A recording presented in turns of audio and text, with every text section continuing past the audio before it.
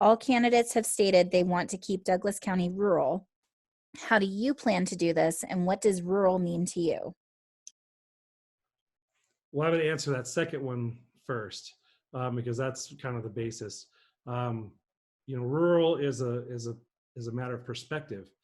I think of when I was a kid and I was raised on a, I don't know, 15, 20 acre farm. We had cows, chickens, pigs, horse.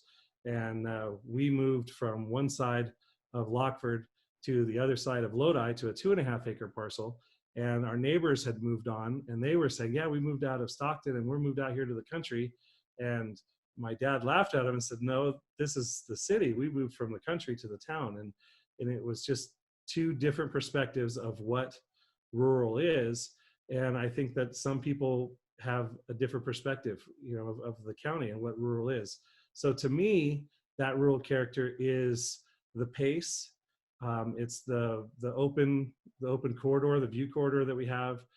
It's the fact that you see the hay trucks, you smell the hay. That's that rural character.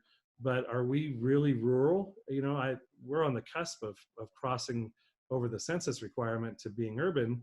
So, is rural really more like Smith Valley and we're not so rural? So that's part of the reason why I always say, we have rural character here, because I'm not sure that we are exactly a rural community anymore.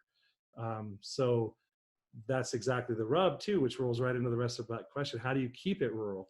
Well, part of that is recognizing that the ranchers are the guys that are keeping us rural. They're the ones preserving that open land through the valley that we all are so proud of.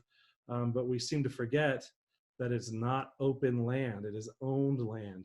And we have to support the ranching community. It's a hard job, and there are ranchers that are shutting down and failing all the time because it's not, a high producing, what do you call it, endeavor anymore, or occupation. So a lot of times, when somebody passes, in order to inherit, they're having to sell them off.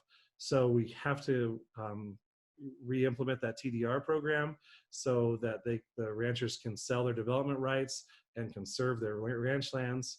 That works double because we need the ranchers to continue to ranch.